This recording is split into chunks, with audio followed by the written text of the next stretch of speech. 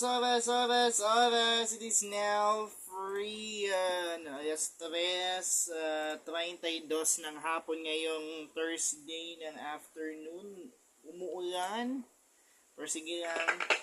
Yun po, para sa mga taong kailan ba talaga kayo aamin sa crush niyo? Yung totoo. Ayan na po ng bed. Nabigay po yung bed ko. Ayan po ang song ng Bini para sa mga taong gusto nang umamin sa kanilang crush. Naku, aminin nyo na. Gamitin nyo na ang mahiwagang salamin, di ba? Gamitin nyo yung nyo. Gamitin nyo na ang mahiwagang salamin, di ba? Mahiwagang salamin, kailan ba talaga niya aaminin? Ang pagtingin niya. Kaya naman din siya muamin. Ano sa podcast siya muamin niya, usahay, ikaw yung gusto, kayo. Amin ka ng gusto niya. Gusto mo, pero yung gusto niya, hindi pala ikaw ang gusto niya. Ang sakit nun na.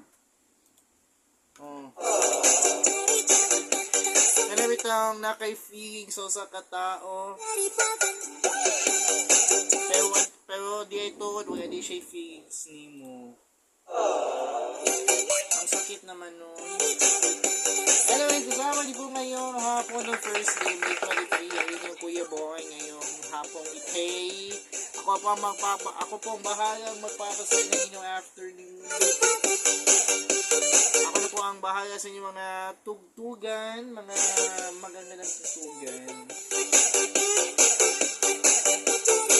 Well, anyways, 3:34 on the clock. Yes, 94 na ng hapon. Snack muna tayo. Sa mga, kumain na tayo. Snack na kayo, happy break time po sa mga nagba-break sa kanilang trabaho, no? Sa mga nagme-merienda.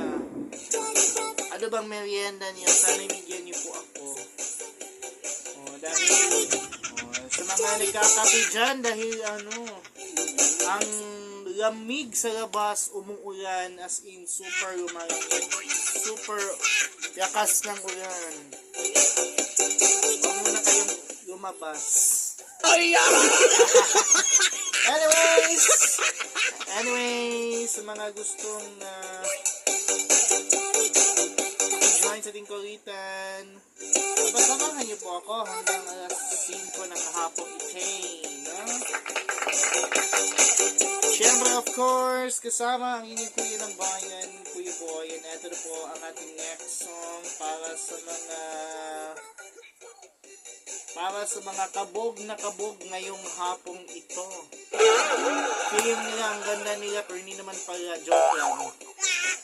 Ito na po si Maymay and Trata with the song. O sa mga lahat ng kabugera dyan, ito na po para sa inyo.